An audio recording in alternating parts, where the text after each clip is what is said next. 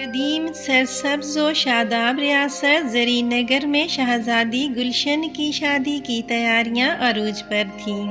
وہ اپنی خوبصورتی اور نرم دلی کے لیے مشہور تھی اور آج اسے پڑوسی ریاست کے شہزادے فرحات کے ساتھ شادی کے بندھن میں بندھنا تھا۔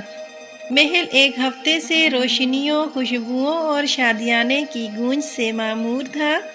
شادی سے ایک شام پہلے شہزادی اپنے کمرے کی بالکونی میں کھڑی تھی۔ اس کی نظر محل کے باغ پر پڑی۔ وہاں ایک پرانی سوکھی ہوئی انجیر کی شاخ پر ایک چھوٹی سی چڑیا بیٹھی تھی جو مسلسل رو رہی تھی۔ اس کا رونا اتنا دکھ بھرا تھا کہ آس پاس کے جشن کا شور بھی اسے دبا نہیں پا رہا تھا۔ گلشن شہزادی نے چڑیا کے قریب جانے کے لیے قدم بڑھایا۔ جیسے ہی وہ چڑیا کے پاس پہنچی، چڑیا نے سر اٹھایا اور نہایت انسانی لہجے میں پکارا، شہزادی گلشن، میری بات سنو۔ کل جب تم اس محل سے دلہن بن کر نکلو گی تو ایک بہت بڑا راز تمہارے سنگ جائے گا۔ اگر تم یہ راز نہ جان پائی تو تیری آنے والی زندگی کی خوشیوں پر زوال آ جائے گا۔ شہزادی حیران رہ گئی۔ ایک بولنے والی اور روتی ہوئی چڑیا، یہ کیا ماجرا ہے؟ اس نے فوراً چڑیا سے سوال کیا، اے پیاری چڑیا، تو کون ہے اور وہ کیا راز ہے؟ مجھے بتا۔ چڑیا نے اپنا چھوٹا سا سر ہلایا اور مزید غمگین آواز میں بولی، میں اس راز کو نہیں بتا سکتی۔ شہزادی، تم جب کل صبح اپنی شادی کی پالکی میں بیٹھو گی اور میں اس پالکی کے اوپر پرواز کروں گی۔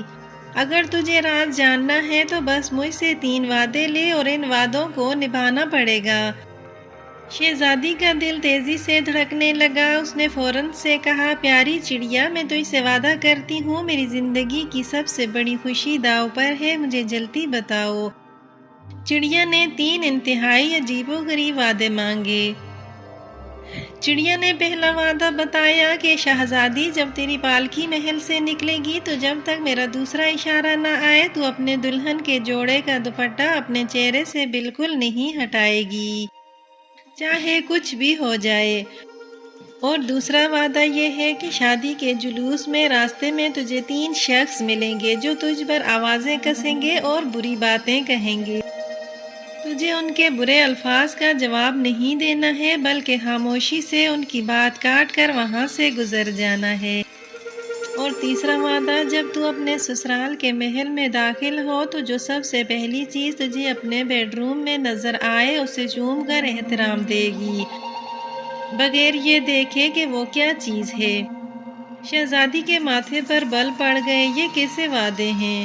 پہلا اور تیسرا تو پھر بھی مانا جا سکتا ہے، مگر دوسرا وعدہ، کسی کے برے الفاظ پر خاموش رہنا اور ان کی بات کاٹ کر نکل جانا، یہ تو بادشاہت کی توہین سمجھی جائے گی۔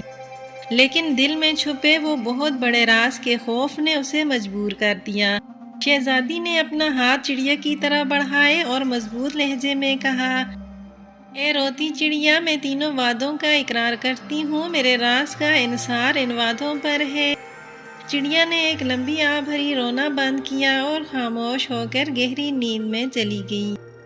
اگلے دن زری نگر کا پورا شہر شہزادی گلشن کے شاہی جلوس کو دیکھنے کے لیے امڈ آیا۔ ایک سنہری پالکی جس پر بیش بہا ہیرے جڑے تھے، اس میں شہزادی گلشن دلہن بنی بیٹھی تھی۔ روتی ہوئی چڑیا اس کی پالکی کے اوپر پرواز کر رہی تھی۔ شہر کے پہلے چوک پر ایک فقیر نے زور سے پکارا، دیکھو، وہ شہزادی جا رہی ہے۔ ہائے افسوس، یہ کیا خوبصورت ہے! اس کی خوبصورتی بالکل جھوٹی ہے، یہ صرف میک اپ اور زیورات کا کمال ہے۔ اس کے اندر ایک کالی روح بسی ہے۔ لوگوں نے فقیر کو ڈانٹا، لیکن شہزادی نے وعدہ یاد رکھا۔ اس نے اپنی آنکھیں بند کرنی اور دل میں سوچا، میرا وعدہ ہے کہ جواب نہیں دینا۔ اس نے اپنے ساتھیوں کو ہلکا سا اشارہ کیا اور جلوس اس جگہ سے فوراً آگے بڑھ گیا۔ جیسے ہی جلوس شہر کی فصیل کے قریب پہنچا، ایک کسان نے اپنے بیل کے ساتھ کھڑے ہو کر چیخنا شروع کر دیا، شہزادی! یہ کیا شہزادی ہے؟ اس کا دماغ تو ساری دنیا میں سب سے زیادہ خالی ہے، اس کے اندر کوئی عقل نہیں ہے، یہ اپنی زندگی میں کوئی اچھا فیصلہ نہیں کر پائے گی۔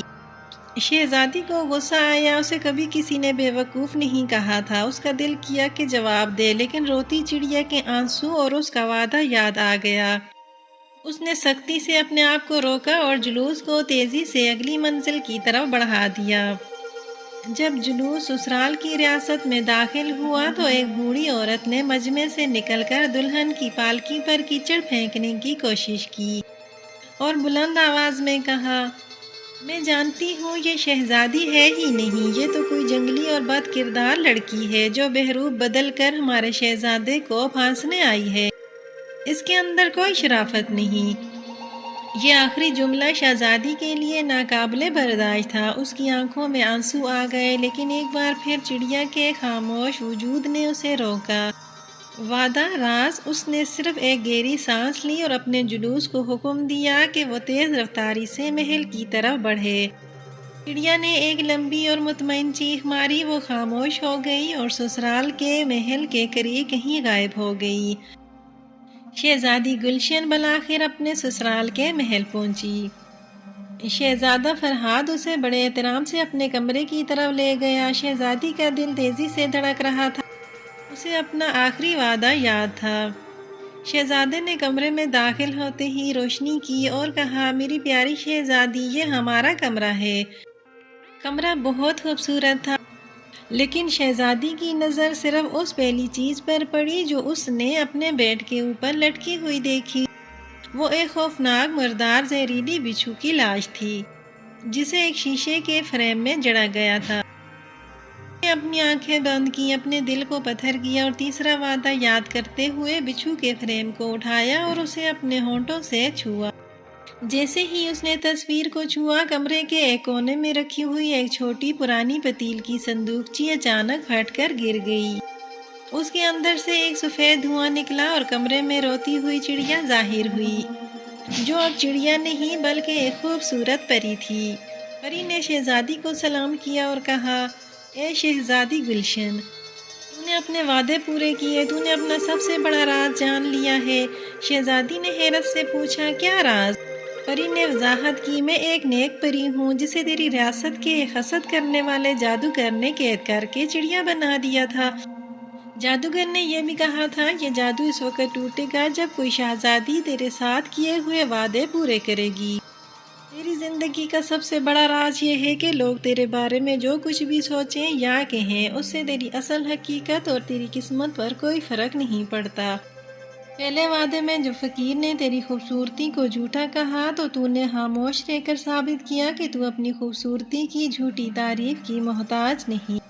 دوسرے وعدے میں جب کسان نے تیری عقل کو خالی کہا اور بوڑھی عورت نے تیری شرافت پر تہمت لگائی تو نے خاموشی اختیار کر کے ثابت کیا کہ تو انسانوں کی منفی سوچ سے خود کو آلودہ نہیں کرتی اور اپنے صبر اور عقل پر شک بھی نہیں کرتی۔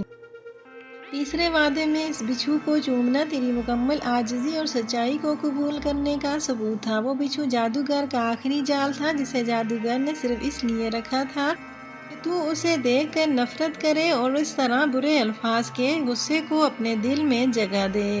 ان تینوں آزمائشوں میں لوگوں کے برے الفاظ اور زہریلے خیالات کو اپنے دل تک نہیں آنے دیا، اور یہی وجہ ہے کہ میرا جادو ٹوٹا ہے۔